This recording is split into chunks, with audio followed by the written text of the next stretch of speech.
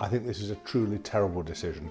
It follows other decisions by the Israeli government which are clearly intended to restrict reporting of what's been happening in Gaza.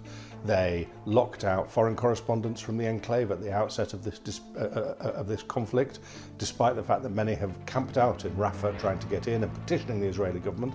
They haven't been able to. They've placed restrictions on the domestic Israeli press, and now they have thrown out a major international broadcaster. You cannot have a democracy without a free press. You can't have a free press when television stations like Al Jazeera are being closed down and hounded out of the country. My particular concern is with the welfare of journalists.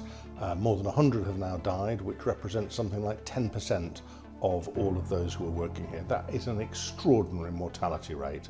As well as that, most of them have lost their homes, many have been bereaved, they are living in tents, they have no food, they have very little by way of clothing. Despite the fact that many have camped out in Rafah trying to get in and petitioning the Israeli government, this is the behaviour of a despotic regime.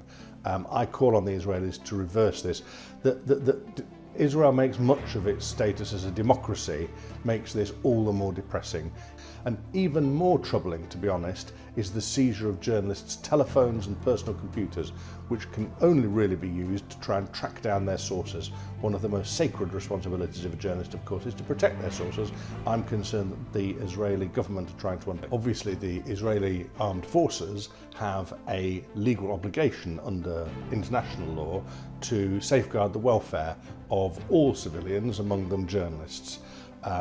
I know that the Israeli Defence Forces have very sophisticated software such as Lavender and Gospel and Pegasus, which allows them to surveil journalists, track their movements, and to program drones that have the capacity to kill them.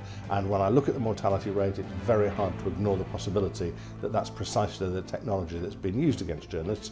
That is the matter of deepest concern to me.